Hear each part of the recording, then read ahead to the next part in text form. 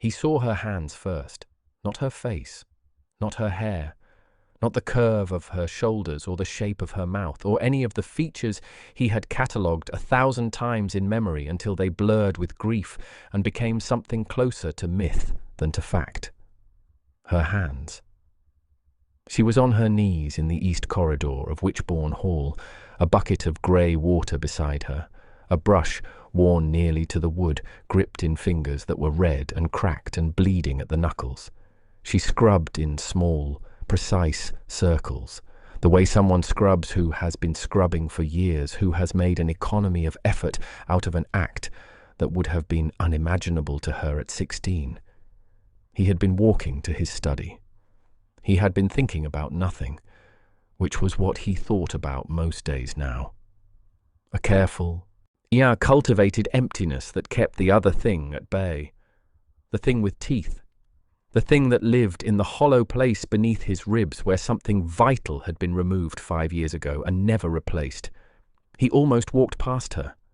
He was, after all, the Duke of Witchbourne, and dukes do not look at scullery maids. This is not cruelty. It is architecture. The great houses of England were designed so that servants moved through separate corridors, used separate staircases, ate in separate rooms, and existed in a parallel world that the family never needed to see. A duke could live his entire life in a house staffed by 60 people and never once look a housemaid in the eye. He almost walked past. But she shifted. She moved the bucket, and her sleeve rode up, and on the inside of her left wrist, where the skin was still pale, still untouched by lie and labour, he saw a scar, small, crescent-shaped, the kind of scar a girl might get at 12 years old, climbing a stone wall in a Devonshire garden to retrieve a kite that had tangled in an elm tree, while a boy of 16 watched from below and shouted at her to be careful. For God's sake, be careful.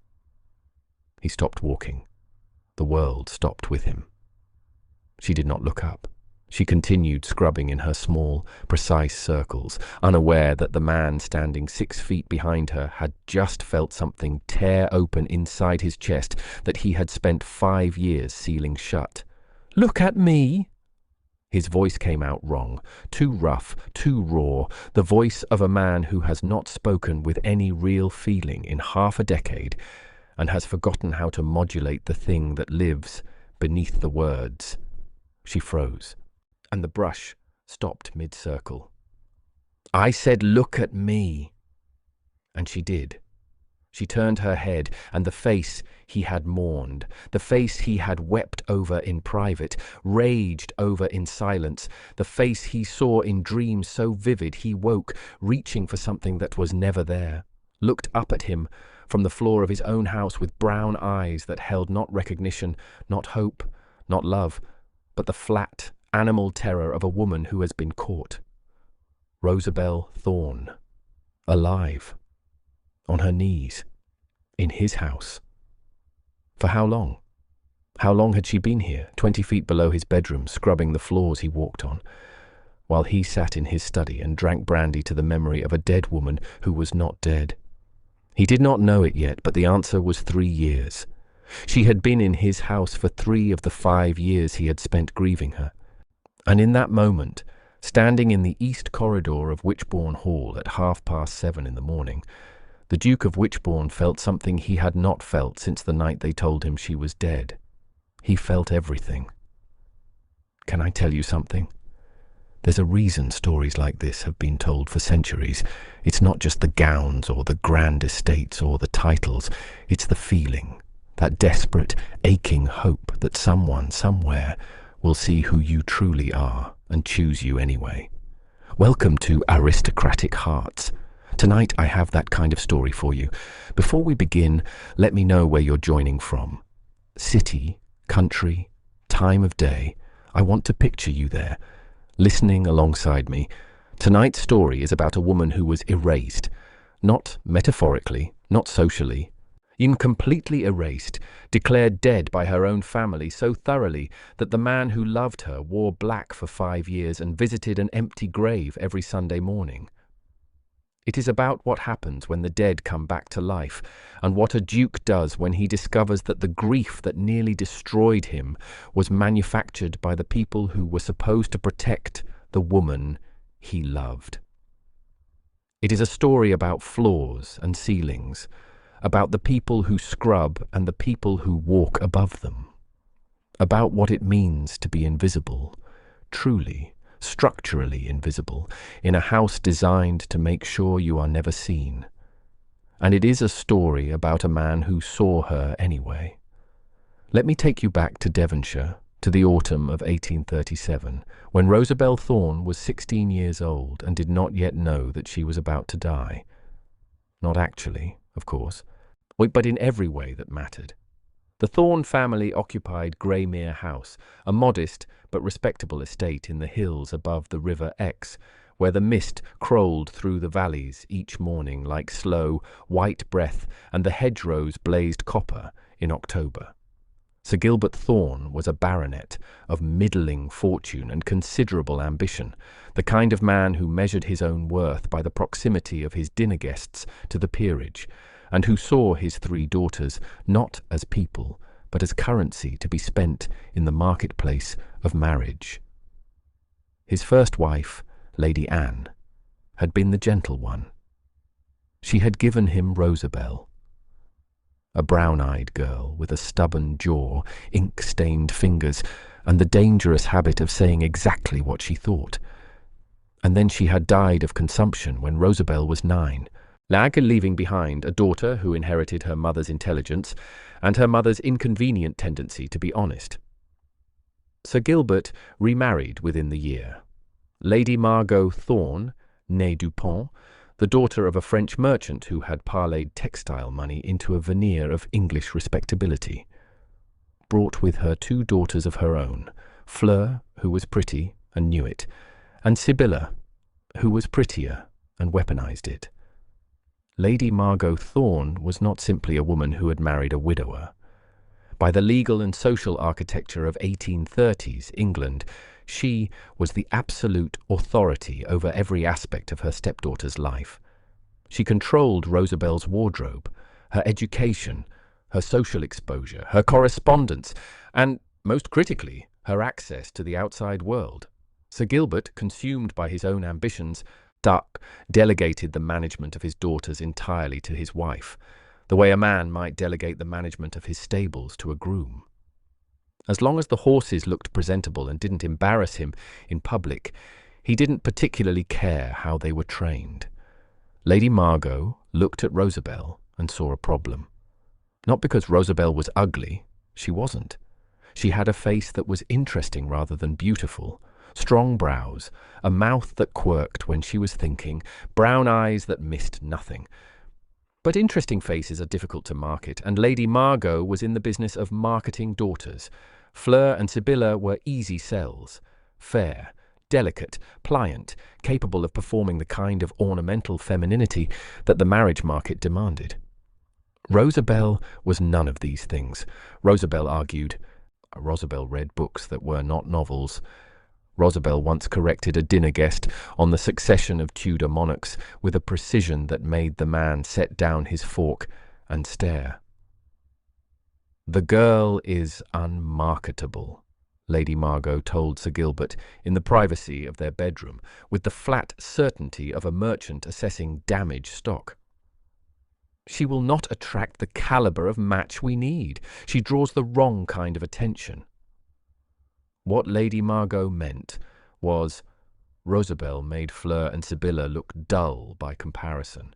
Not because she outshone them, she didn't try to, but because intelligence has a gravity that beauty cannot replicate, and men of quality tended to drift toward Rosabel's corner of the drawing-room, the way iron filings drift toward a magnet, and even when the magnet was wearing a dress 3 years out of fashion and had ink on her left thumb. This was intolerable. And so Lady Margot began the systematic work of making Rosabel invisible. It happened gradually. First, Rosabel was excluded from dinner parties. She was unwell, Lady Margot explained to guests, with a sympathetic smile. Then she was removed from the drawing-room when callers arrived. Then her governess was dismissed and not replaced.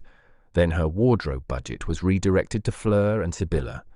Then she was moved from her bedroom on the second floor to a smaller room on the third floor, and then to the attic.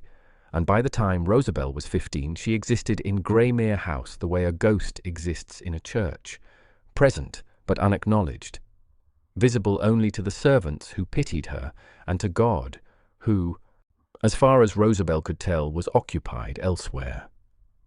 She did not complain. She did not cry. She read. She studied. She kept a journal in a loose floorboard beneath her attic bed, writing by candlelight, in a hand that grew smaller and more precise as the candles grew shorter and were not replaced. She memorized poetry the way other girls memorized dance steps, Wordsworth, mostly, and Keats, and the occasional devastating line from Byron that made her feel less alone in the dark. And she waited. For what? She did not know. Rescue was not something she permitted herself to imagine. Rosabelle Thorne was not the kind of girl who waited for rescue. She was the kind of girl who waited for an opportunity, which is a different thing entirely.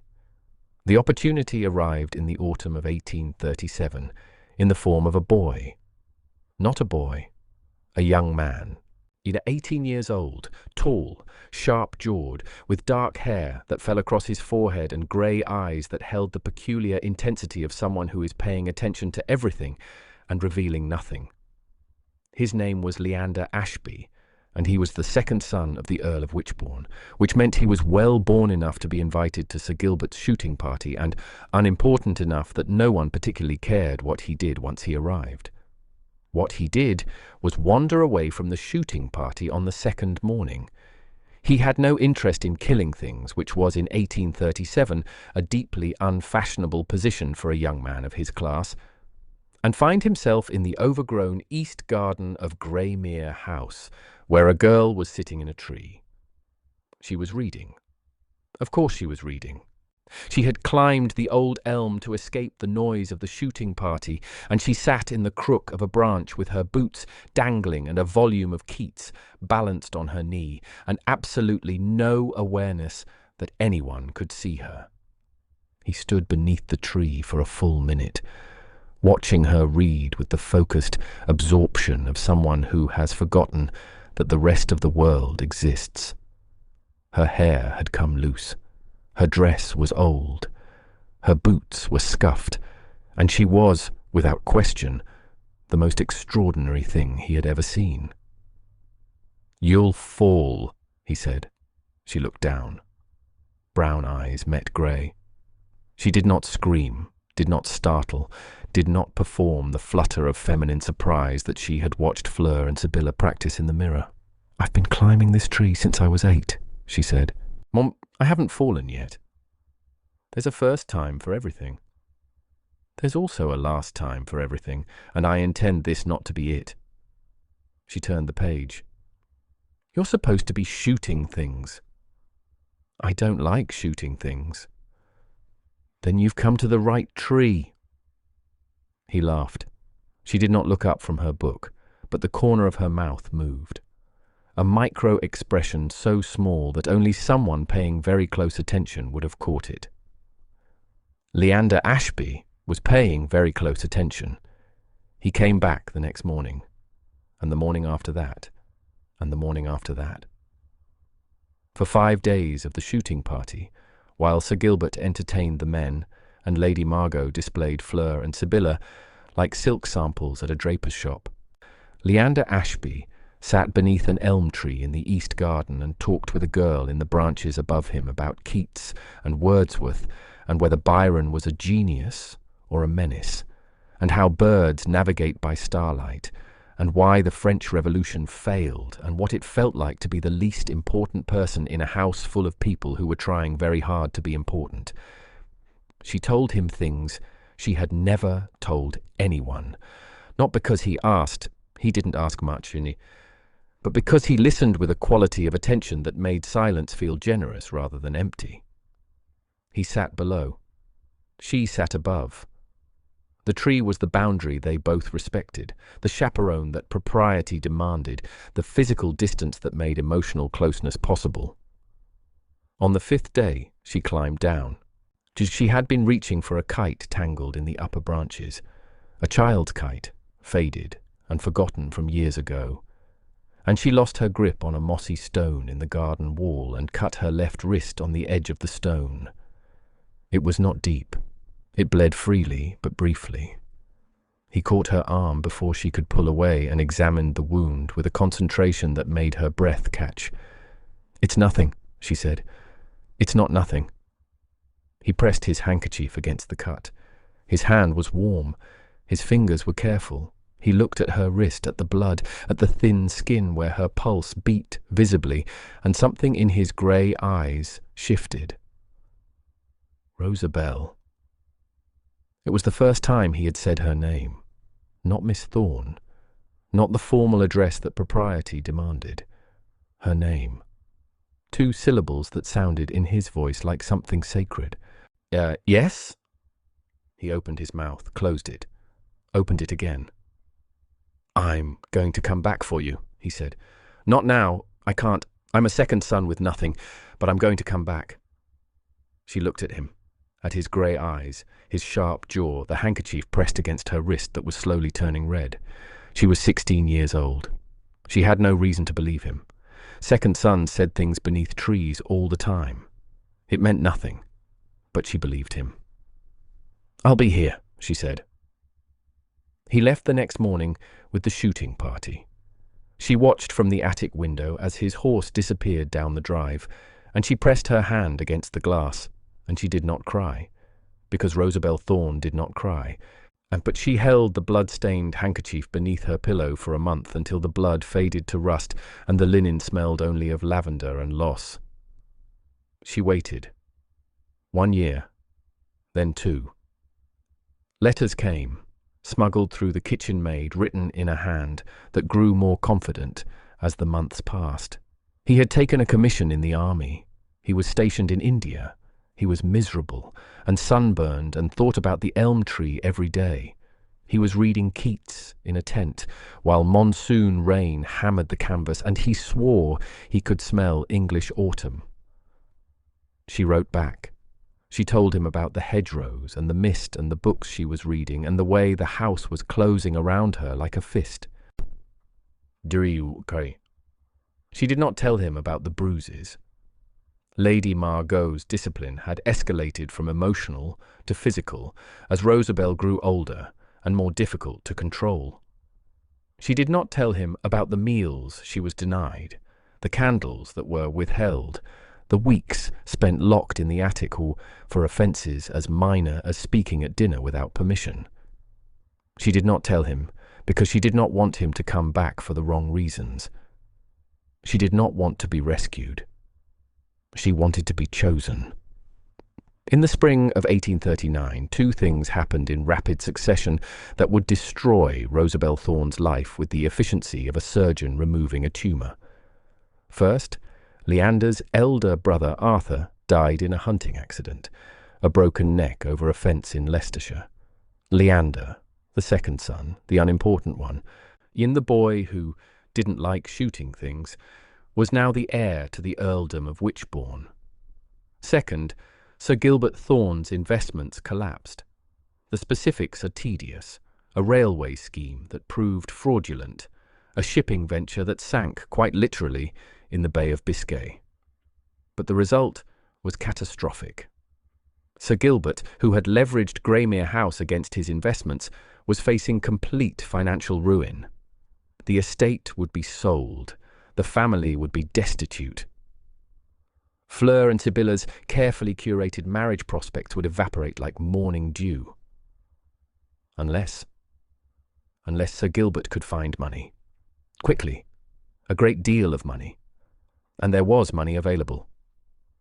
Leander Ashby, now the heir apparent to the earldom of Wychbourne, with an income of £30,000 a year and estates in 3 counties, had written to Sir Gilbert formally requesting permission to court his daughter, Rosabelle. Lady Margot read the letter before Sir Gilbert did. She read it twice. She read it a third time. And then she sat down at her writing desk and began to plan. The plan was elegant in its cruelty. Rosabelle would not be courted by the future Earl of Witchbourne.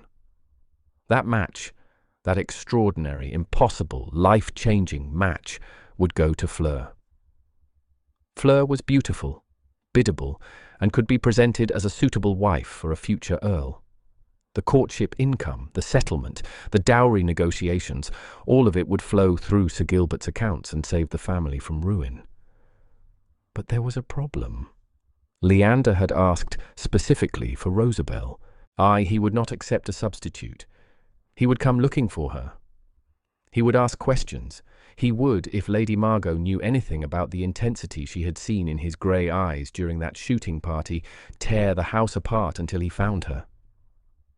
So, Rosabelle would have to be removed, not merely hidden, not merely sent away. Removed completely, permanently, from the realm of possibility. "She's dead," Lady Margot told Sir Gilbert over breakfast, as though discussing the weather. "That is what we will tell him. Rosabelle is dead." Sir Gilbert set down his fork. He was not a monster. He was something worse, a weak man married to a strong woman, a man who loved comfort more than conscience, and who had spent his entire life choosing the path of least resistance.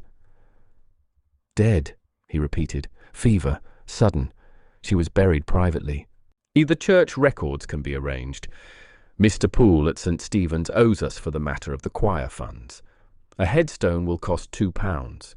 The letters from the young man will be returned unopened, with a note of condolence.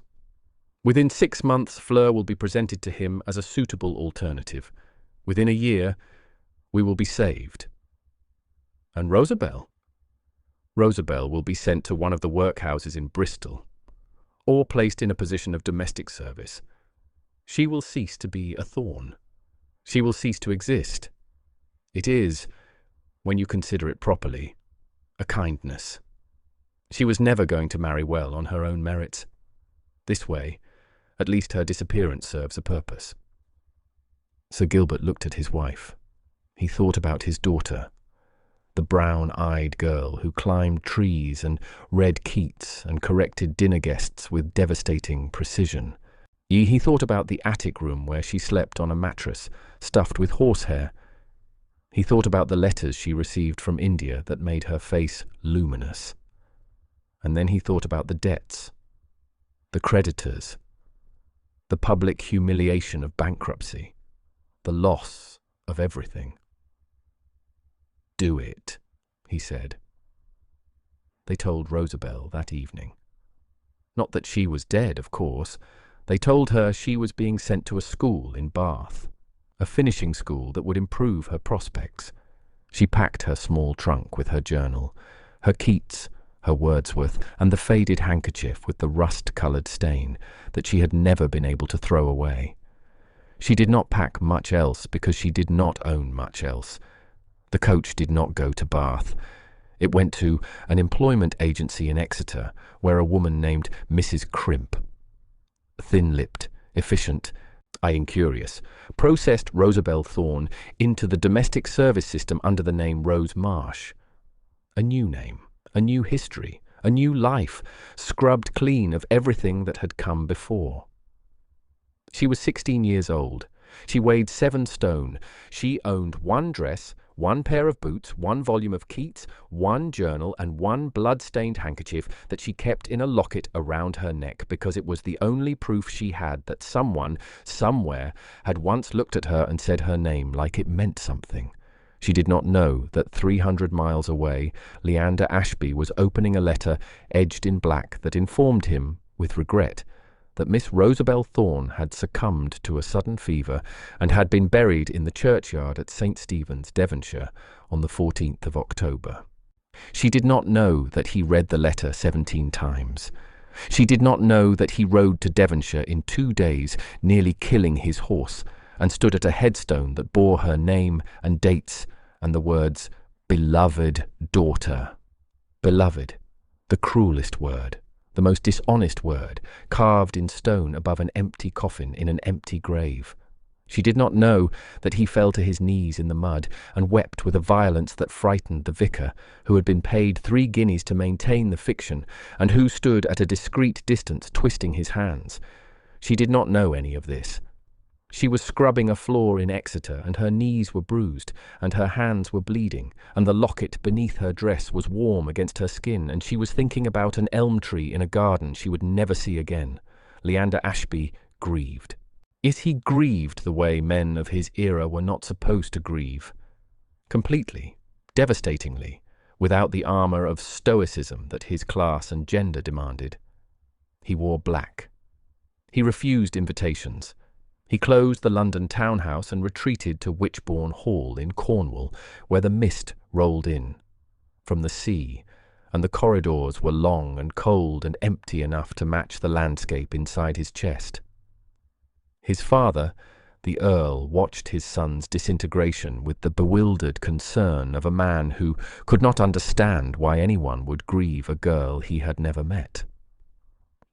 "There are other women," the Earl said at dinner with the confident ignorance of a man who had married for land.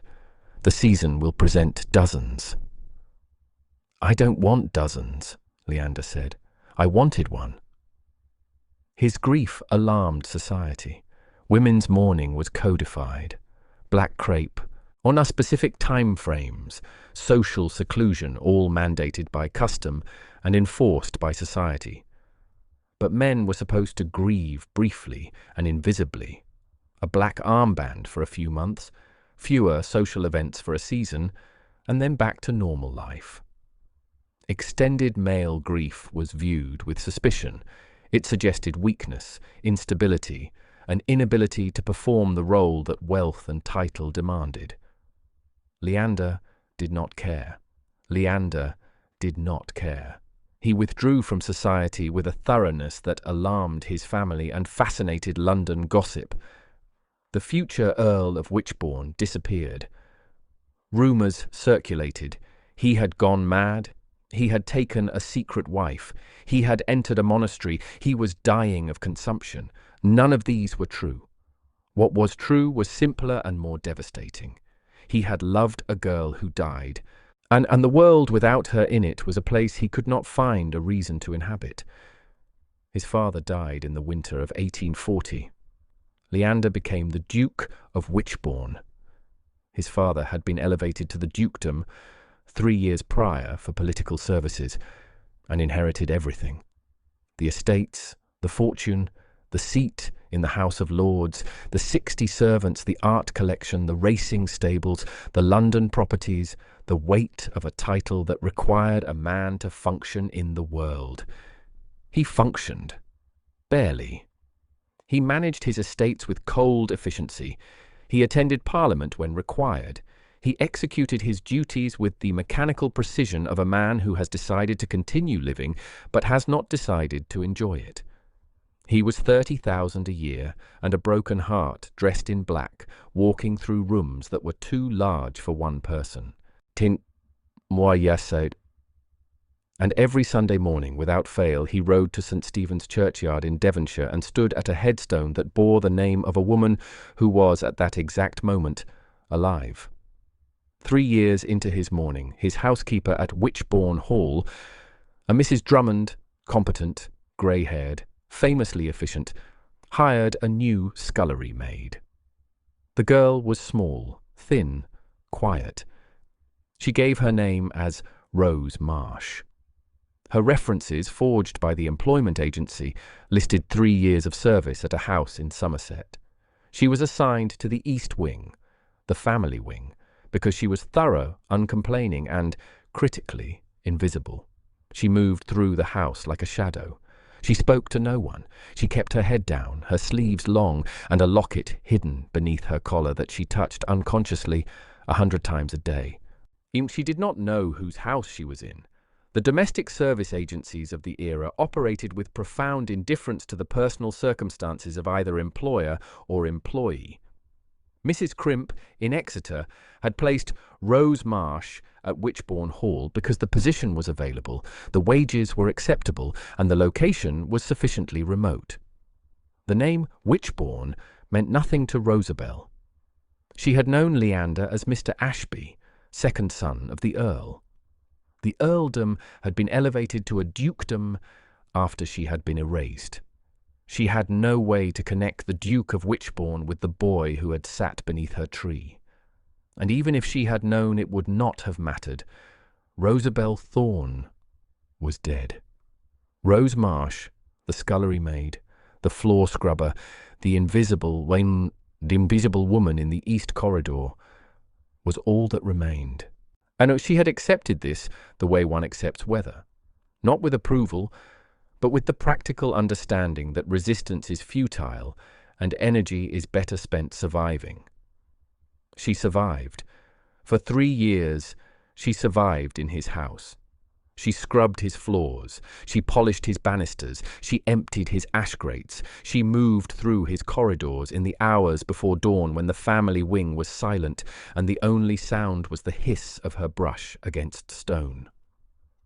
She lived in a room beneath the stairs that was 8 feet by 6 feet and contained a narrow bed, a washstand, a candle, and a book of Keats, so worn that the spine had disintegrated and the pages were held together with thread. She did not know that the man who walked above her, whose boots she heard on the floorboards, whose shadow she occasionally glimpsed at the far end of a corridor before she dropped her eyes and became invisible, was the same man who had pressed a handkerchief against her bleeding wrist beneath an elm tree in a Devonshire garden and said, "I'm going to come back for you." He had come back. He just didn't know she was there. And even if she had known, it would not have mattered. Rosabel Thorne was dead.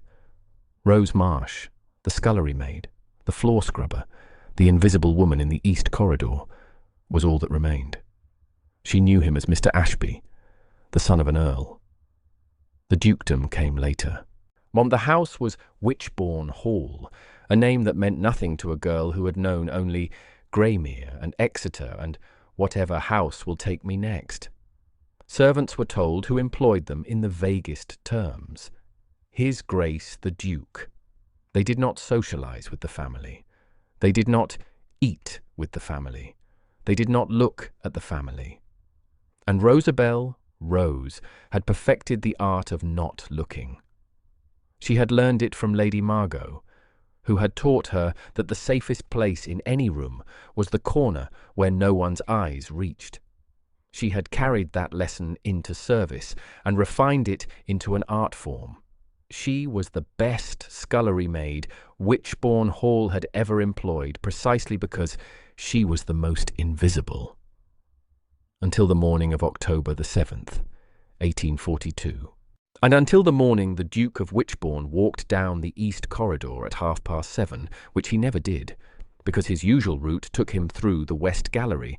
But the west gallery was being replastered, so he took the east corridor, and he saw a woman on her knees with a bucket of grey water and a brush worn nearly to the wood, and her sleeve rode up, and on the inside of her left wrist he saw a crescent-shaped scar. And the world that he had spent 5 years holding together with discipline and emptiness and Sunday morning visits to an empty grave, that world shattered. His heart rate doubled. His vision narrowed to a single point, the scar on her wrist. His hands began to shake. Leander Ashby, whose hands had not shaken in India, whose hands had not shaken at his father's deathbed, whose hands had not shaken in 5 years of private devastation. His hands shook. His mouth went dry. His lungs forgot their function.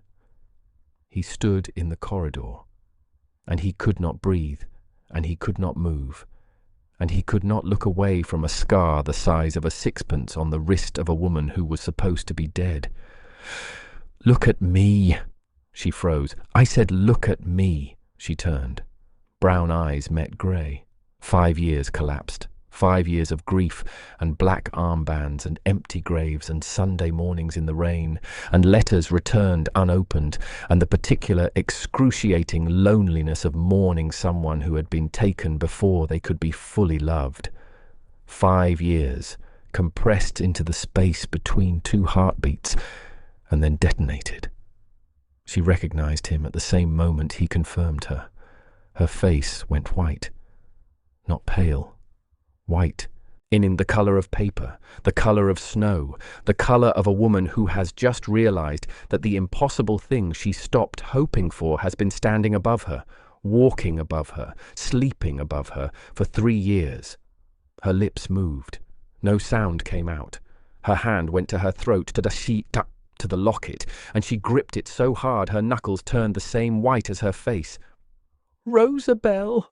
She flinched at her own name. She had not heard it spoken aloud in 5 years. It sounded foreign.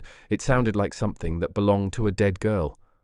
"My name is Rose," she whispered. "Rose Marsh. I'm the scullery maid." "Your name," he said, and his voice cracked on the word like ice breaking on a river, "is Rosabelle Thorne. You are not dead. You are alive. You are in my house, and someone is going to explain to me how this is possible, or I am going to burn the world down until I find out." He knelt. The Duke of Witchbourne, 30,000 a year, estates in 3 counties, a seat in the House of Lords, a man before whom other men bowed, knelt on the wet floor of the east corridor beside a bucket of grey water and took the hands of a scullery maid in both of his. Her hands were rough, red, cracked, bleeding at the knuckles. He held them the way he had held her wrist beneath the elm tree, working carefully, precisely as though she were something infinitely valuable that he was terrified of breaking. "How long?" he said. "How long have you been here?" She could not speak. Tears, the first tears she had cried in 5 years, because Rose Marsh did not cry, because crying was a luxury that invisible women could not afford, fell silently down her face and landed on his hands. "How long, Rosabelle?" 3 years, she whispered. The sound he made was not human. It was the sound of something breaking that cannot be repaired, a sound that came from somewhere so deep inside his chest that it bypassed language entirely and emerged as pure, inarticulate anguish. 3 years. She had been in his house for 3 years, below him, around him, breathing the same air, hearing the same rain on the same windows, and he had not known. He had been standing at an empty grave every Sunday morning while she scrubbed the floor he walked on every Monday. He pulled her to her feet. She stood before him, small and thin and shaking, in a scullery maid's grey dress, with a brush in one hand and tears on her face. And he looked at her with an expression that combined grief and fury and tenderness and devastation in proportions that the English language does not have a word for. "Who did this?" His voice was quiet, controlled, the kind of quiet that precedes an avalanche. "Who told me you were dead?" "My father, my stepmother. They told me I was going to school, to Bath. The coach went to Exeter instead, an employment agency. They gave me a new name. She stopped, swallowed. "They told you I was dead." "There is a headstone with your name on it, in St. Stephen's churchyard. I have stood at it every Sunday for 5 years.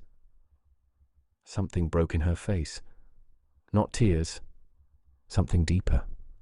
The realization that while she had been scrubbing floors and convincing herself that she had been forgotten, he had been kneeling at her grave. While she had been invisible, he had been mourning.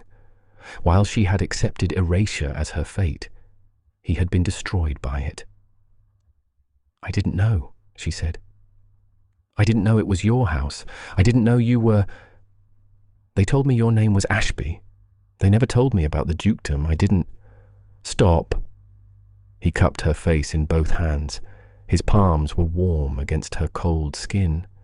His grey eyes held hers with an intensity that was 5 years overdue. None of this is your fault. Do you understand me? None of it. Not one single moment of the last 5 years is your fault. Behind them, footsteps. A maid appeared at the end of the corridor, saw the Duke of Witchbourne holding a scullery maid's face in his hands, and dropped the tray she was carrying. China shattered on stone. The sound echoed through the corridor like a gunshot. The Duke did not turn around. "Send for Mrs. Drummond," he said, without looking away from Rosabel's face.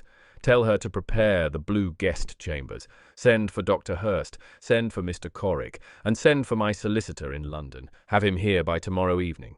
Use the express." "Your Grace," the maid began. "Now." The maid fled. He looked back at Rosabel. She was still shaking. She was still holding the scrubbing brush. He reached down gently and took it from her hand, and set it on the floor, and the small clatter it made as it fell was the sound of one life ending and another beginning. "Come with me," he said. "I can't. The floors aren't—" "Rosabel," his voice was so gentle it hurt. "You will never scrub another floor. Not in this house. Not in any house. Not ever again. Come with me." She looked at him. At his grey eyes, at his sharp jaw, older now, lined with 5 years of grief that she could read like text on a page. At the black coat he still wore. Mourning clothes, she realized. For her, he was still in mourning. For her. She took his hand, her rough, cracked, bleeding hand in his. The same hands. The same people. Different in every way that didn't matter, and identical in the only way that did. She took his hand, and he led her out of the corridor, away from the bucket, and the brush, and the grey water, and the door closed behind them, and Rose Marsh, the scullery maid, the ghost, the dead girl, disappeared forever. Rosabel Thorne had come back to life. What happened next was not romantic. It was medical. Practical, and deeply uncomfortable, because the reality of 5 years of malnutrition, overwork, and emotional deprivation does not resolve with a single dramatic scene in a corridor. Dr. Hurst arrived within the hour. He was a small, meticulous man with spectacles and the particular compassion of a physician who had seen too much of what poverty does to the human body.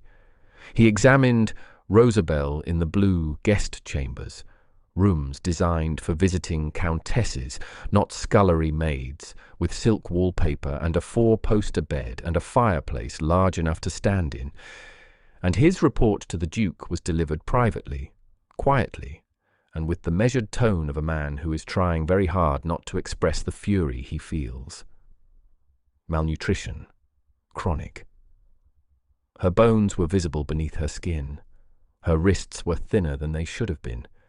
She weighed less than she had at 16. Her hands, damaged by years of lye and cold water, but the skin cracked to the point of permanent scarring. The knuckles swollen. 2 fingers on her left hand did not straighten fully. Exhaustion. Profound. The kind of exhaustion that lives in the marrow, not the muscles. The kind that does not resolve with a single night's sleep, but requires weeks, months of rest that she had never been permitted to take. And on her back, marks, old marks, healed marks. The kind of marks left by a belt or a switch, administered repeatedly over years by someone who understood that a servant who could not remove her dress in front of others would never be able to show the evidence. Leander listened to Dr. Hurst's report in his study. He sat very still. His hands were flat on the desk. His grey eyes were fixed on a point somewhere in the middle distance, and if you had been standing in that room, you would have felt the temperature drop, because the thing that was building inside the Duke of Witchbourne was not anger. It was something colder, something older, something that had teeth and patience and an excellent memory. "The marks on her back," he said. "How old?" "Some are years old, some are more recent. Within the last 2 or 3 years, I would estimate." within the last 2 or 3 years, which meant while she was here, in his house, under his roof, someone had been beating her while she was in his service, in his house, and he had not known because he had not looked, because dukes do not look at scullery maids, because the architecture of English service was designed to ensure that the people who maintained a great house were as invisible as the pipes that carried the water. "Who?" he said. One word. Quiet as a closed fist. Dr. Hurst hesitated. "The girl, Miss Thorne, would not say. She became distressed when I asked."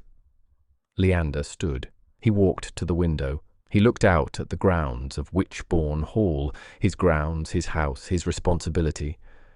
And he thought about a girl on her knees in his corridor, scrubbing his floors with bleeding hands, and he made a decision that would take 18 months to execute and would end with the complete, systematic destruction of the Thorne family.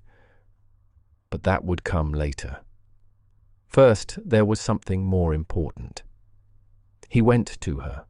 She was sitting in the blue guest chambers, in a chair by the window, wearing a clean dress that Mrs. Drummond had found. It was too large, a hanging from her thin shoulders like a sail on a windless day. And she was looking out at the grounds of Witchbourne Hall with the expression of someone who has woken from a dream and is not yet certain which world is real. He sat in the chair opposite her, not too close. He understood, with the intuition of a man who had spent 5 years learning the geography of loss, that proximity required permission, and permission required trust, and trust required time. "I need to ask you questions," he said, "and I need you to know that whatever you tell me, nothing will change between us. Nothing." She looked at him. Her brown eyes were cautious, assessing, the eyes of a woman who had learned that kindness was usually the prelude to cruelty, and who could not yet afford to believe otherwise. "What questions?" "Who hurt you?" "Here. In this house." "The marks on your back." Dr. Hurst saw them. "Who?" Her face closed. The shutters came down. The same shutters she had learned to operate at Greymere House, the ones that turned her from a person into a surface smooth and impenetrable and impossible to reach. "It doesn't matter." "It matters to me." "Why?" The word came out harder than she intended. "Why does it matter? I'm a scullery maid. I've been a scullery maid for 5 years. Before that, I was an attic ghost. Before that, I was an inconvenience. Why does any of this matter to you?" He leaned forward, not touching her, not reaching for her, simply leaning forward with his elbows on his knees and his grey eyes level with her brown ones, and his voice steady despite the fact that everything inside him was shaking. Because I have been standing at your grave every Sunday for 5 years, because I have worn black for a woman I loved when she was 16 and never stopped loving when I believed she was dead, because you are alive and you are here, and someone hurt you in my house under my roof, and I failed to see it because I was too busy grieving to look at the people who were keeping me alive. He paused. "That is why it matters." She stared at him. The shutters trembled. Did not open. Not yet, but trembled. "Mr. Fenton," she said very quietly. "The under-butler. When I first arrived, he wanted certain things. I refused. The beatings were his response. Mrs. Drummond doesn't know. No one knows. He is careful. He waits until the house is quiet." She said this in the flat, matter-of-fact tone of someone describing the weather. And it was that tone, not the words themselves, but the practiced normalcy of them. The way she had absorbed violence into her daily routine, the way she absorbed scrubbing and hunger and invisibility. That told him exactly how deep the damage went. Leander stood. He walked to the bell pull. He rang it once. "What are you doing?" Rosabelle said. "Something I should have done the moment I found you." Mr. Corrick appeared, Leander's valet and right hand, a lean, sharp-faced man who had served the Duke for a decade, and who could read his employer's moods the way a sailor reads the sky. "Mr. Fenton," Leander said, "the under-butler." "Your Grace?" "Remove him from this house within the hour. He is not to collect his belongings. He is not to speak to any member of staff. He is to be placed in the custody of the constable at Falmouth, with a detailed account of his conduct toward the women in this household. I want his name known to every employment agency in the south of England. He will never work in service again." Corrick did not blink. "Consider it done, Your Grace." "And Corrick?" "Your Grace?" "The woman in this room is Miss Rosabel Thorne. She is not a servant. She is a guest of this house. Her identity is not to be discussed outside these walls until I give specific permission. Is that clear?" "Crystal, Your Grace." Corrick left. The door closed. Rosabel sat in her chair by the window in her too large dress. With tears she was trying very hard not to cry, sliding silently down her face. "You can't just—" she began. "I can. I am the Duke of Witchbourne. In this house, in this county, in most of England, what I say becomes what happens.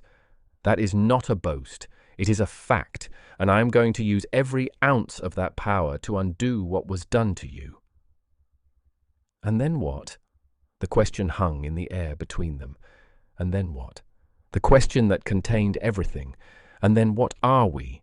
What do we become? What is left when the grief is exposed as a lie, and the dead girl is alive, and the boy under the tree is a duke, and the world is nothing like either of us expected?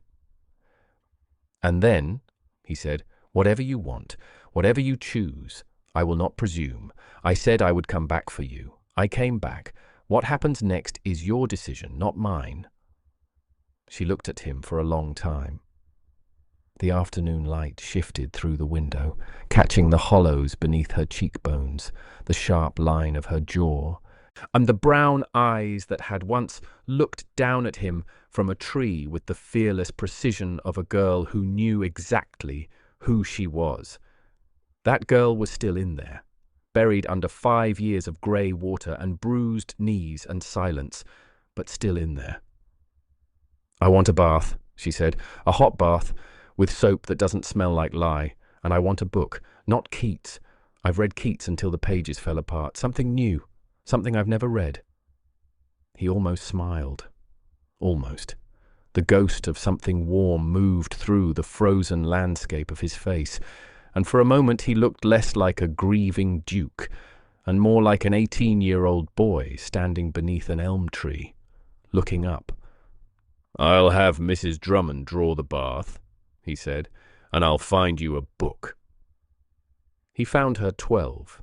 He went to the library, his library, 3,000 volumes, one a floor to ceiling, and he stood among the shelves and tried to choose one book for a woman who had spent 5 years reading the same volume of Keats by candlelight in an 8-by-6 room beneath the stairs, and he could not choose one, so he chose 12.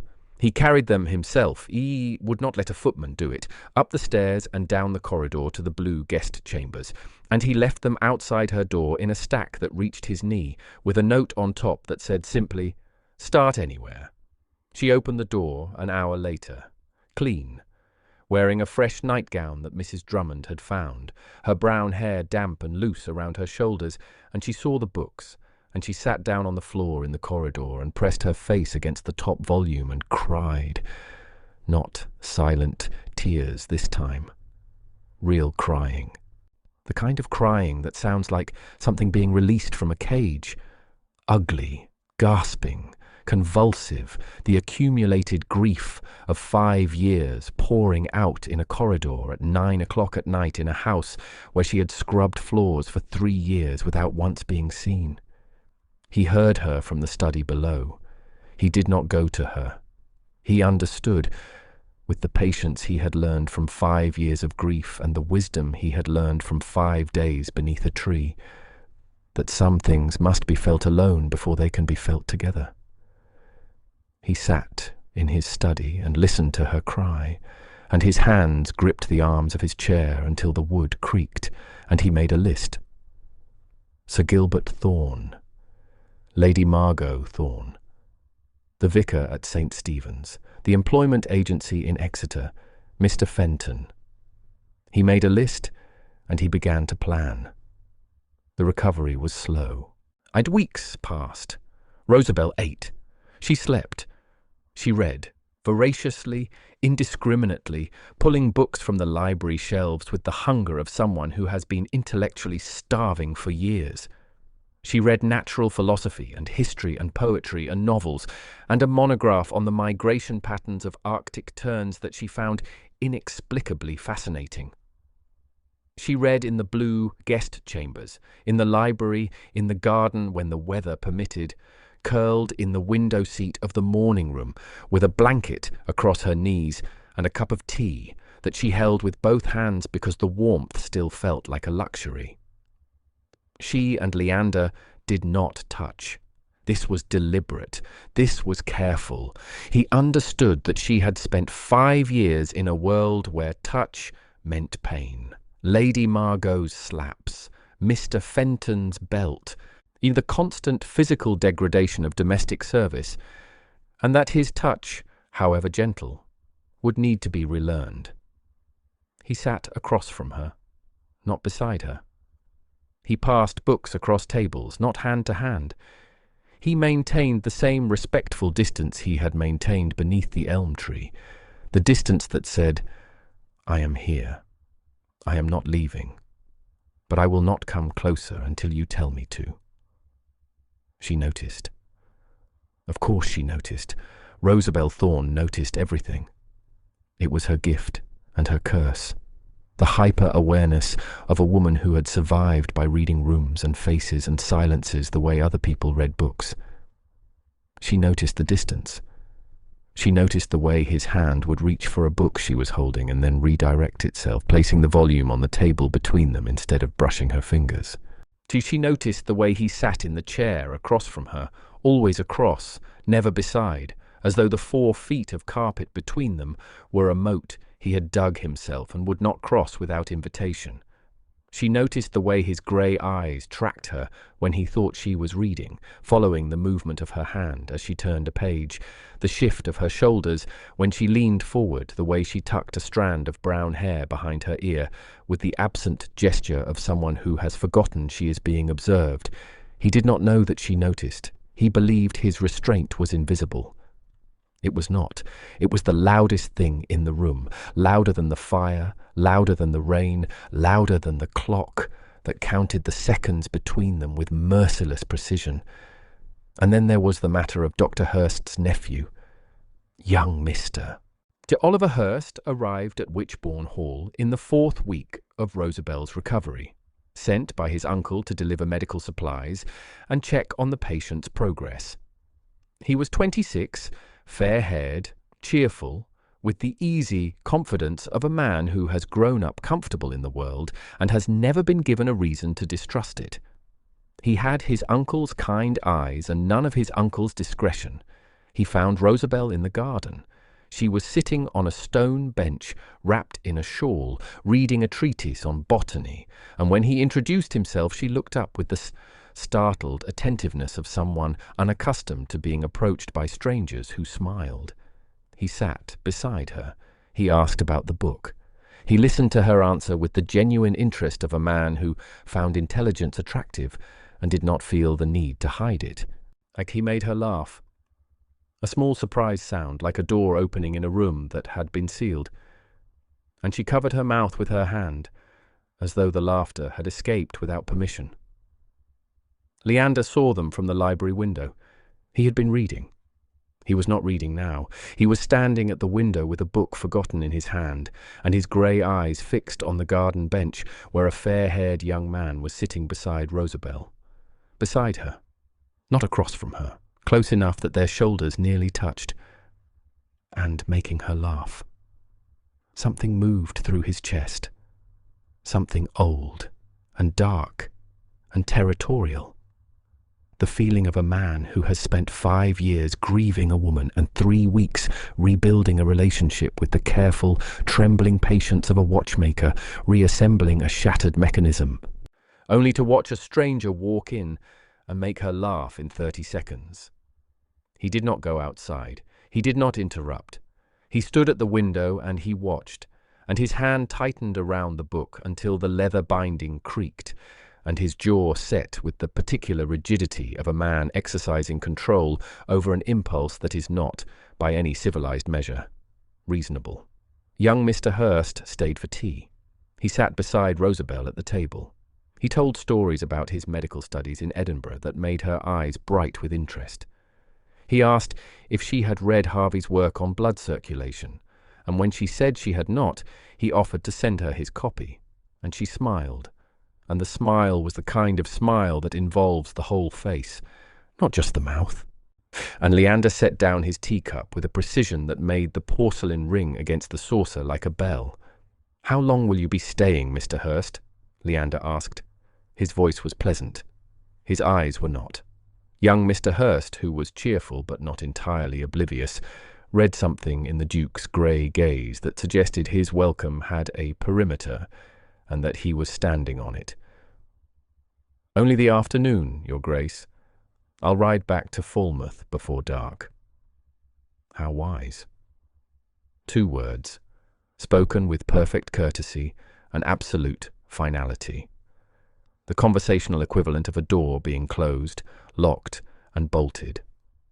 Mr. Hurst departed at 4 o'clock. Rosabelle walked him to the door. Leander did not offer to accompany them, and when she returned to the library, she found the Duke standing at the window with his back to the room and his hands clasped behind him with a tension that turned his knuckles white. "He was pleasant," she said, sitting down with her book. "Extremely. Knowledgeable about medicine. Evidently. You didn't like him?" "I have no opinion about him." She looked at him, at his rigid back, his white knuckles, the particular set of his shoulders that she had learned to read over weeks of careful observation. The set that meant he was feeling something he did not want to feel and was disciplining himself into silence rather than express it. "You're jealous," she said. Not an accusation, an observation, again delivered with the clinical precision of a woman who reads people the way other people read books. He turned. His grey eyes were bright with something that pride and discipline were fighting to contain. "I am not jealous. I am—" He stopped, started again. "He sat beside you?" "Yes." "I have not sat beside you in 3 weeks. I have sat across from you. I have maintained a distance that I believed was necessary and respectful and correct. And he walked into the garden and sat beside you in 30 seconds. "Yes." "And you laughed." "Yes." "You have not laughed with me." The words came out raw, unfinished, the voice of a man who has just discovered a wound he did not know he had, a wound that has nothing to do with grief or graves or 5 years of mourning and everything to do with the simple, the devastating fact that another man made her laugh.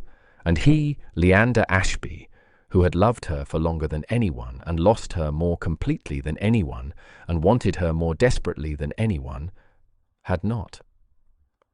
Rosabelle set down her book. She looked at him with brown eyes that held no mockery, no coyness, no performance. Just truth. "Leander. He made me laugh because he told a funny story about a cadaver in Edinburgh. You haven't made me laugh because you've been so busy being careful with me that you've forgotten to be yourself." She paused. "I don't need careful. I need the boy who sat under my tree and argued about Byron." Something shifted in his face. The rigid control softened, the jaw unclenched. The grey eyes, which had been bright with the specific pain of jealousy, became bright with something else. Recognition.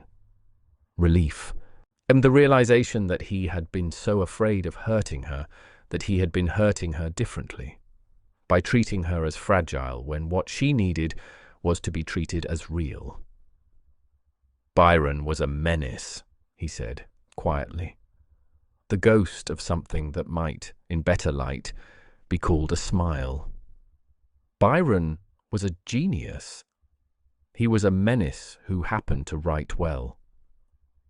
That is the most ridiculous thing you've ever said, and you once told me that birds navigate by magnets. They do navigate by magnets. There is scientific evidence. There is scientific speculation, which is not the same thing, and you know it. She was arguing with him. Really arguing, the way she had argued in the tree, with fire and precision and the particular joy of a mind that has been starved of worthy opposition. Her brown eyes were bright, her chin was lifted. Her voice had the crackle of someone who is fully, incandescently alive. He crossed the room, not slowly, not carefully. He crossed it in 4 strides and sat down beside her, not across from her. And the distance that he had maintained for 3 weeks collapsed into inches. She did not flinch. She did not pull away. She turned her face toward him, and they were close.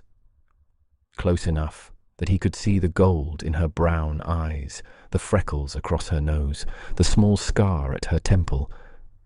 And the air between them was charged with 5 years of absence and 3 weeks of excruciating restraint, and the specific electricity of 2 people who have been orbiting each other and have finally stopped.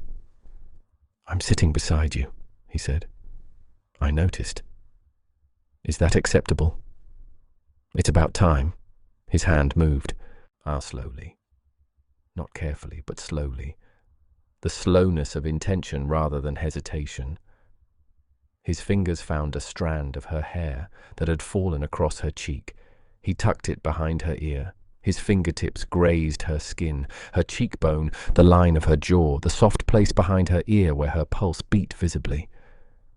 She closed her eyes, not in surrender, in permission.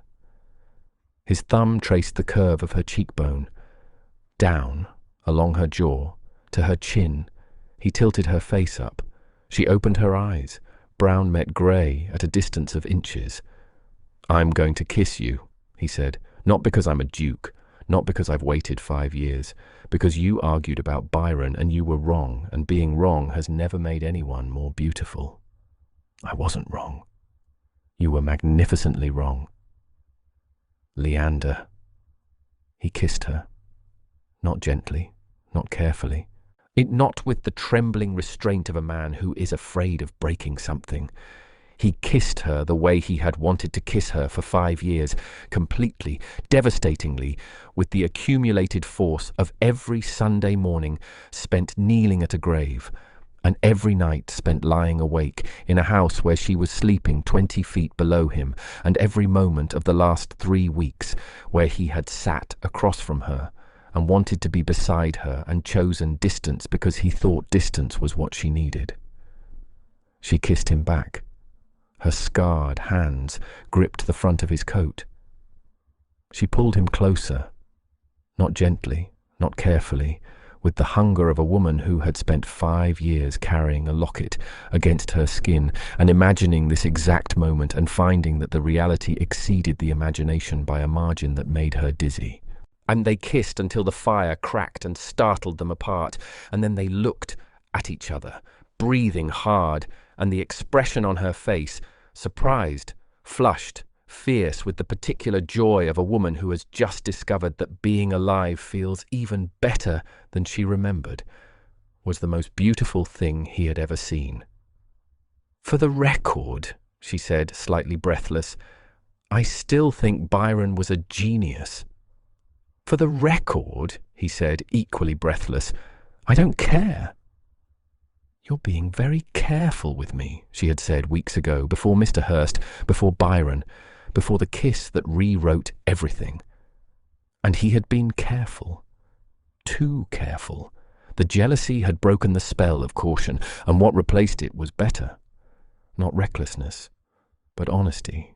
And the honesty of a man who has stopped performing restraint and started simply being present. They sat together now, always together. In the library, on the coastal walks, at the dinner table where she sat at his right hand and argued about everything from Wordsworth to sheep farming to the proper temperature of tea. The household adjusted. Mrs. Drummond, who had spent 3 weeks watching the Duke and the Duchess circle each other like planets afraid of collision, permitted herself a small, satisfied smile and said nothing. In the weeks that followed, a pattern emerged that was not careful, but was tender. He read to her in the evenings, not because she could not read herself, but because she had spent 5 years reading alone, and the sound of another voice turning words into something shared was a luxury she had forgotten existed. She read to him in return, and her voice, quiet, precise, with the particular emphasis of someone who has thought deeply about every line, made even Wordsworth sound new. He touched her now, small touches, earned touches, his hand at the small of her back as they walked, her fingers lacing through his as they sat, his lips against her temple when she fell asleep in the window seat with a book on her chest.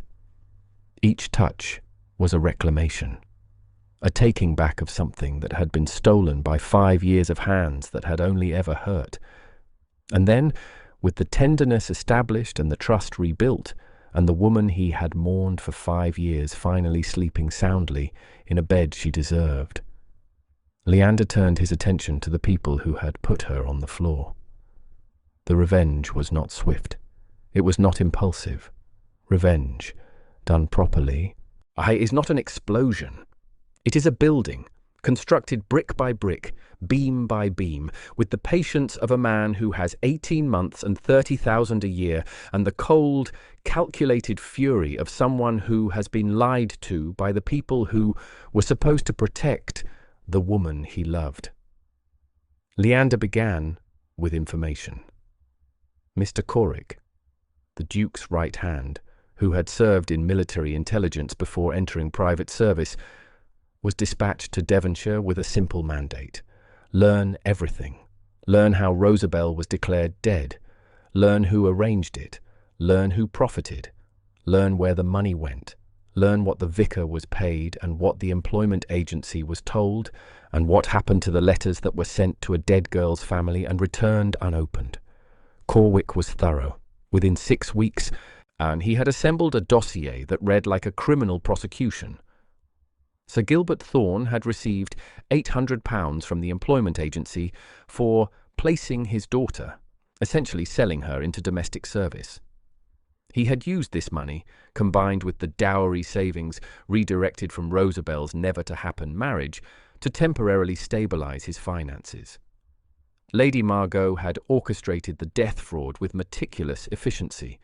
She had bribed the vicar at St. Stephen's with 3 guineas, commissioned a headstone for £2, spread the story of a sudden fever through the local gentry, and returned Leander's letters with a note of condolence that she had composed with what Corrick described as theatrical competence. Fleur had been presented to Leander as a potential match. Through intermediaries, through the social machinery of the season, but Leander had refused all introductions during his mourning, which meant that particular strand of the plan had failed. The Thorne finances had continued to deteriorate. Sir Gilbert was now deeply in debt, mortgaged to the chimneys, and borrowing at ruinous interest from a moneylender in Plymouth. Leander read the dossier in his study. At midnight, with a glass of brandy he did not drink. He read it twice. He set it down. He looked at the fire. "Buy the debts," he said to Corwick. "All of them. The mortgage, the loans, the Plymouth moneylender, everything. I want to own every shilling Gilbert Thorne owes to every person on earth." "That will cost approximately £4,000, Your Grace." "I spend more than that on horses." "Buy them." Within 2 months, the Duke of Witchbourne owned Sir Gilbert Thorne's entire financial existence. Every mortgage payment, every loan repayment, every penny of interest, all of it flowed to the Duke's accounts. Sir Gilbert did not know this. The debts had been purchased through intermediary solicitors, shell companies, anonymous agents. As far as Sir Gilbert knew, his creditors had simply changed. Then Leander went to the vicar. The Reverend Mr. Poole at St. Stephen's was a small, nervous man who had accepted 3 guineas to enter a false death in the parish register and maintain a fraudulent headstone. He was not evil. He was weak. He had debts of his own, a gambling habit that the village did not know about. And 3 guineas had seemed like a reasonable price for a minor administrative fiction. Leander arrived at St. Stephen's unannounced on a Tuesday morning and sat in the vicar's study with the casual elegance of a man making a social call. He placed the dossier on the desk. He opened it to the page detailing the fraudulent death registration. He let the vicar read it. "You have 2 options," Leander said pleasantly. "You can provide me with a sworn statement detailing exactly what you were paid, by whom, and for what purpose. This statement will be used in legal proceedings against Sir Gilbert Thorne. In exchange, I will not report you to the bishop, and your gambling debts, which currently amount to £47, will be paid." The vicar's face was the colour of old cheese. "And the second option?" "The second option is that I report you to the bishop. Your gambling debts become public knowledge. You lose your living. And you spend the remainder of your career explaining to ecclesiastical courts why you falsified a parish death register for 3 guineas. He paused. "I recommend the first option." The vicar signed. The employment agency in Exeter was next.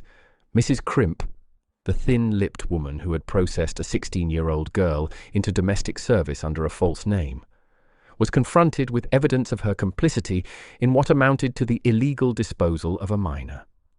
She had accepted payment from Sir Gilbert. She had falsified employment references. She had, knowingly or not, participated in the erasure of a baronet's daughter. Mrs. Crimp was more defiant than the vicar. She had processed hundreds of girls. She did not remember details. She did not keep records of that nature.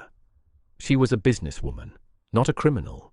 A Corwick placed a single document on her desk, a letter from the Lord Chancellor's office requesting her cooperation in an investigation into the illegal trafficking of minors into domestic service.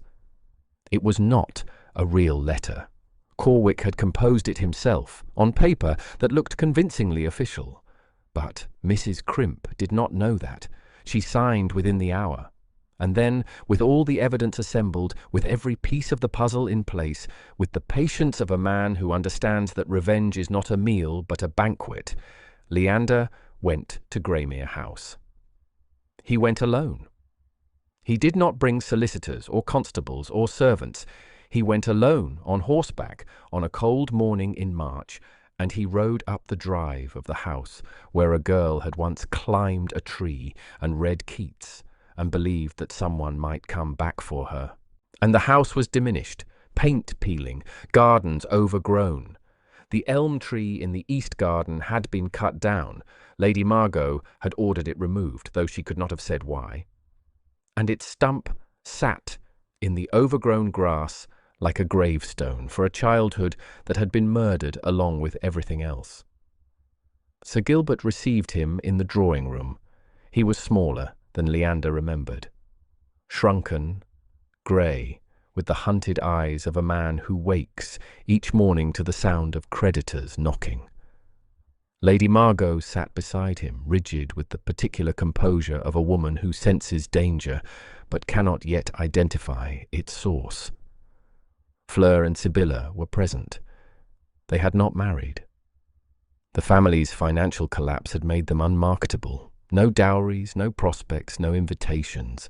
And they sat in the drawing-room of a crumbling house in last season's dresses and looked at the Duke of Witchbourne with the desperate, calculating hunger of women who understand that they are running out of time. Leander sat in the chair that was offered to him. He accepted the tea that was poured for him. He made small talk for exactly 4 minutes. The weather, the roads, the state of the county, while Sir Gilbert sweated and Lady Margot watched with narrowing eyes. Then he set down his teacup. "I know what you did," he said. The room went silent. Not quiet. Silent. The kind of silence that has weight, that presses against the eardrums, that makes the ticking of a clock sound like hammer blows. "I beg your pardon?" Lady Margot said. "Rosabelle, your stepdaughter. The one you told me was dead." He reached into his coat and withdrew the dossier. The vicar's sworn statement, the employment agency records, the financial trail, the forged death certificate. He placed it on the table between them, with the calm precision of a man laying a winning hand at cards. "She is alive. She has been alive for 5 years. She spent 3 of those years in my household as a scullery maid, scrubbing my floors on her hands and knees while I visited her empty grave every Sunday morning. I have her. I have the evidence. And I have every debt you owe to every creditor on earth." Sir Gilbert made a sound. It was not a word. It was the sound of a man whose world has just ended and who has not yet found the language to describe the particular quality of the ending. Lady Margot did not make a sound. Her face did not change. She sat in her chair with the rigid composure of a woman who has been anticipating this moment for 5 years and has prepared her defences accordingly. "The girl was unmanageable," she said. "She was destroying Fleur's prospects. She was 16 years old." Leander's voice did not rise. It dropped. It became quieter, softer, more conversational, and somehow that was worse than shouting. The way the quietest part of a storm is the eye, and the eye is where the destruction begins. "She was 16 years old, and you sold her into domestic service, and you told me she was dead, and you let me grieve for 5 years, and you did it so that your daughter could be offered as a replacement. It was a business decision. It was a crime." He opened the dossier. "Fraud, forgery of a death certificate, conspiracy to deceive, illegal disposal of a minor, and these," he touched the financial documents, "are the debts I now own. Your mortgage, your loans, your credit with every merchant in Devon. I own it all, every shilling, every penny, every stone of this house." Sir Gilbert was weeping, quietly, pathetically, the tears of a man who has no courage left and never had much to begin with. "What do you want?" Lady Margot asked. Her voice was steady. Her eyes were not. "I want 3 things. First, you will sign a full confession, every detail, the vicar, the agency, the false death, the motive. This confession will be held by my solicitors. If any member of the Thorne family contacts Rosabelle, approaches Rosabelle, writes to Rosabelle, or speaks about Rosabelle to any person for any reason, this confession will be delivered to the Lord Chancellor, the Bishop of Exeter, and every newspaper in London. And second? Second, you will vacate Greymere House within 30 days. The house is mine. I own the mortgage. You will be provided with a cottage, modest, remote, sufficient. You will live there quietly, and you will not appear in society, and you will not use the Thorne name in any social context ever again. And third," he leaned forward, "third, you will write a letter to Rosabelle. You will tell her the truth, all of it. Why you did it, what you were protecting, what you valued more than her life. You will write this letter, and I will give it to her, and she will decide what to do with it. That is her right, not mine, not yours, hers." Lady Margot's composure cracked. Not much. A hairline fracture, visible only in the tightening of her jaw and the way her hand gripped the arm of her chair until her knuckles whitened. "And if we refuse?" "Then the confession goes to the Lord Chancellor tomorrow. Sir Gilbert faces criminal prosecution, your daughters face social annihilation, and Greymere House is sold at auction within the month." He stood. He buttoned his coat. He looked at the woman who had erased the girl he loved, and he felt something he had not expected to feel. Pity. Not for what she had done, but for what she was. A woman so consumed by the machinery of social advancement that she had lost the ability to see her own stepdaughter as human. "You have 24 hours," he said. "I suggest you use them wisely." He rode back to Witchbourne Hall in the rain. He stabled his horse, May. He walked through the east corridor, the same corridor where he had found her on her knees. And he went to the library, where Rosabelle was curled in the window seat with a book and a cup of tea, and he sat down across from her and told her everything. She listened without interruption. Her face went through stages: shock, anger, grief, a savage satisfaction at the debts, a complicated pain at her father's weakness. She held her teacup with both hands. She did not cry. She had, she told him later, run out of tears for the Thorne family a long time ago. "The letter," she said. "You asked her to write me a letter." "Yes." "Why?" "Because you deserve to hear the truth from the person who took your life away, and because you deserve the power to decide what to do with that truth." She looked at him, at the man who had knelt on a wet floor and held her bleeding hands and spent 18 months building a case that would give her not just safety, not just comfort, but justice. "I have something to show you," she said. She reached beneath her collar and unclasped the locket. She had worn it for 5 years, walking a 5 through kitchens and corridors and beatings and exhaustion and the particular darkness of a room beneath the stairs. She opened it. Inside was a miniature, tiny, barely an inch across, painted on ivory. It showed the face of a young man, 18, dark-haired, grey-eyed, with the particular intensity of someone paying attention to everything and revealing nothing. It was a miniature of Leander, painted from memory, and by a girl who had no training, but who had memorized his face so completely that she could reproduce it on ivory with a borrowed brush and pigments stolen from her stepsister's painting supplies. She had painted it in the attic at Greymere House 3 months after he left, by candlelight, and she had carried it against her heart for 5 years. "I painted this the winter after you left," she said. I needed something, proof that you existed, that the tree and the conversations and the handkerchief were real and not something I invented to survive." She placed the locket in his hand. "You asked me once, under the tree, to wait for you. I waited, Leander. Not for a duke, not for money or a title or rescue. For you, the boy who didn't like shooting things." He looked at the miniature, at his own face, and painted by a 16-year-old girl in an attic by candlelight, carried against her skin through 5 years of a life that should have been his to share. He closed his hand around the locket. He pressed it against his chest, and the last wall, the last frozen, grief-built 5-year-old wall inside him, came down. "Marry me," he said. Not a question, not a request. A declaration offered with the desperate certainty of a man who has already lost her once and will not survive losing her again. "Not because I'm a duke, not because I can give you houses and libraries and a title. Marry me because I sat under your tree and you climbed down.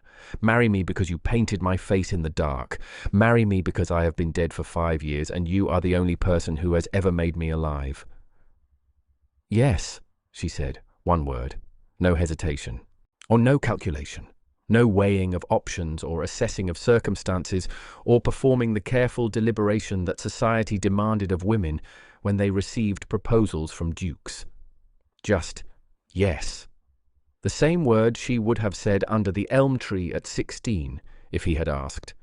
The same word she would have said in the attic, in the agency, on the kitchen floor in Exeter, in the 8-by-6 room beneath the stairs. Yes. Always yes, for 5 years and longer. Yes. They married quietly. Not in London. Neither of them wanted London. Not at St. Stephen's. The vicar's fraudulent grave still stood in the churchyard, and Leander had ordered it left there as evidence.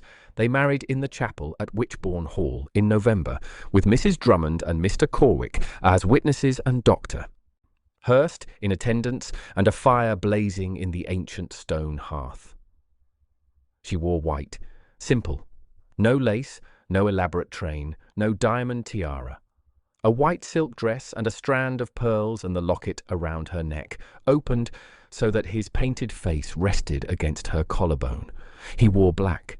He had worn black for 5 years, but on this day the black was not mourning. It was simply what he wore, and the woman in white standing beside him was the reason the colour had finally lost its grief.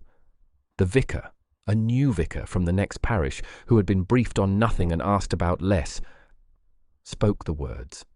They exchanged vows. He slid a ring onto her finger, her rough, scarred, work-damaged finger, and he held her hand, and he looked at her. And the expression on his face was the one that the great portrait painters spend their careers trying to capture and never quite manage, the face of a man who has found what he was looking for. She kissed him, not the other way around. She kissed him. Rosabel Thorne, the dead girl, the scullery maid, the woman who had scrubbed his floors and slept beneath his stairs and carried his face in a locket for 5 years, rose onto her toes and kissed the Duke of Wychbourne with the fierce, unambiguous certainty of someone who has decided to stop waiting and start living. The staff of Wychbourne Hall lined the corridor as they emerged from the chapel. 60 people, footmen, maids, cooks, grooms, gardeners, who had worked alongside Rosemarsh and who had learned, in the weeks since her discovery, who she really was. They did not cheer. But English servants do not cheer. But they bowed, every one of them. And Mrs. Drummond, who had hired a scullery maid 3 years ago and now watched that same woman emerge as the Duchess of Wychbourne, wept openly into her handkerchief and did not apologize for it. The letter from Lady Margot arrived 3 days later. It was 4 pages long. It was written in a hand that started controlled and became increasingly unsteady. It contained facts that Rosabel already knew, excuses that Rosabel had anticipated, and one sentence buried on the 3rd page, almost hidden between justifications, that Rosabel had not expected. I knew you were better than my daughters. I removed you because your existence made that impossible to deny. Rosabel read the letter twice. She folded it. She placed it in the bottom drawer of her writing desk. Her writing desk in her morning room, in her house. And she closed the drawer, and she did not open it again. She did not forgive Lady Margot. Forgiveness was not owed and would not be offered. But she understood her, the way a scholar understands a historical atrocity, with clarity and without mercy. And understanding was enough. The Thornes vacated Greymere House within the month. Sir Gilbert, broken and grey, signed every document placed before him without reading them. Lady Margot maintained her composure until the coach pulled away from the house. And then she did not, and Fleur and Sibylla sat in rigid silence on either side of their mother as the house that had been built on Rosabel's erasure disappeared behind the Devon hills. They were given a cottage. Modest, or remote, sufficient. The kind of cottage that a woman who had once ordered a scullery maid beaten would find unbearable in its smallness and anonymity. The kind of cottage that taught a specific lesson about the relationship between cruelty and consequence. And Rosabel Thorne, now Rosabel Ashby, Duchess of Wychbourne, reader of books, climber of trees, painter of miniatures, survivor of 5 years of invisibility, stood in the library of Wychbourne Hall with a cup of tea in her scarred hands, and a stack of 12 books on the table beside her, and the locket warm against her skin, and she looked out at the grounds through the rain-streaked window. And she breathed. That's the end of our story tonight. But I want to leave you with something. There are people listening right now who know what it feels like to be invisible. No, not metaphorically, actually invisible, overlooked, erased, told that you don't matter by the people who are supposed to love you. If that's you, I need you to hear this. Invisibility is not your identity. It is something that was done to you. And the people who did it were wrong. Rosabelle Thorne scrubbed floors for 5 years. She slept beneath stairs. She was beaten and starved and forgotten, and she survived. Not because she was rescued. The Duke didn't save her, he found her, but because she kept the locket. She kept the book of Keats. She kept the memory of a tree and a boy and the sound of her own name spoken like something sacred.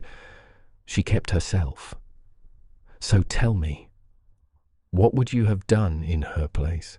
Would you have kept the locket? Would you have kept hoping? Let me know in the comments. And if you want more stories like this, I hit subscribe. I'll see you in the next one.